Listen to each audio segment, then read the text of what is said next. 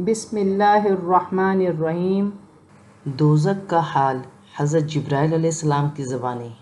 روایت ہے کہ حضرت صلی اللہ علیہ وسلم نے حضرت جبرائیل علیہ السلام سے فرمایا کہ دوزخ کا کچھ حال سناؤ۔ کہنے لگے، اے پیغمبر، وہ انتہائی سیاہ اور تاریک ہے۔ اگر سوئی کے سوراخ کے برابر بھی اس کی آگ باہر آ جائے تو روئے زمین کی ہر چیز جل جائے، اور اس کے کپڑوں میں سے کوئی کپڑا اگر زمین و آسمان کے درمیان لٹکا دیا جائے تو تمام زمین والے اس کی بدبو سے مر جائیں، اور اس کے زکوم کا ایک قطرہ اگر زمین پر ڈال دیا جائے تو زمین والوں کے تمام اسباب حیات تباہ ہو کے رہ جائیں، اور ان 19 فرشتوں میں سے جن کا ذکر قرآن پاک میں آیا ہے، اگر کوئی ایک فرشتہ زمین پر نمودار ہو جائے تو سب اہل زمین اس کی ہیبت سے مر جائیں، اور اس کی زنجیروں کا ایک حلقہ اگر زمین پر گرا دیا جائے تو وہ اسے نیچے تک دھساتا چلا جائے اور کہیں نہ رکے۔ حضور صلی اللہ علیہ وسلم نے فرمایا، جبرائیل بس کافی ہے، اور رونے لگے، اور جبرائیل بھی رونے لگے۔ رسول اللہ صلی اللہ علیہ وسلم نے فرمایا، جبرائیل تم کیوں روتے ہو؟ تمہارا تو اللہ تعالیٰ کے ہاں بہت اونچا مقام ہے۔ جبرائیل علیہ السلام نے کہا، یا رسول اللہ، مجھے کیا بھروسہ ہے کہ میں اللہ تعالیٰ کے ہاں اسی مقام پر رہوں گا، یا مجھے بھی ہاروت ماروت اور ابلیس کی طرح کسی امتحان اور آزمائش میں مبتلا ہونا پڑے گا۔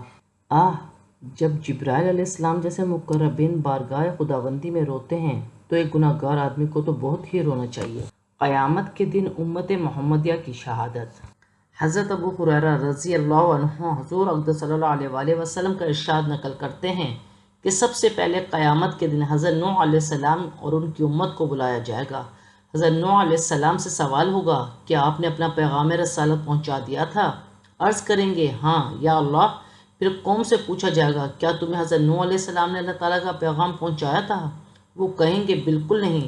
آپ نے کوئی رسول ہماری طرف بھیجا ہوتا تو باخدا ہم ضرور تیرے احکام کی پیروی کرتے اور ایماندار ہوتے۔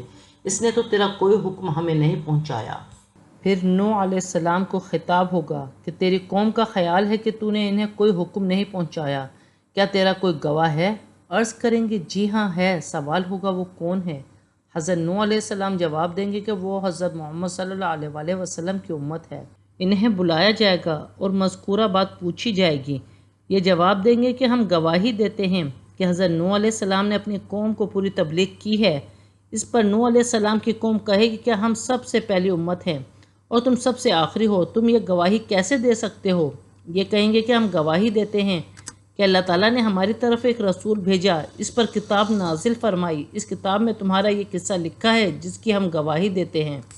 حضرت ابو ہریرہ رضی اللہ تعالیٰ عنہ فرماتے ہیں کہ ہم سب سے آخر میں ہیں، مگر قیامت کے دن ہم سب سے پہلے ہوں گے، اور یہی مضمون اللہ تعالیٰ کی اس ارشاد میں ہے، اور ہم نے تمہیں ایسی ہی ایک جماعت بنایا ہے جو اعتدال پر ہے، تاکہ تم لوگوں کے مقابلے میں گواہ ہو، اور تمہارے رسول اللہ صلی اللہ علیہ وسلم تم پر گواہ ہوں گے۔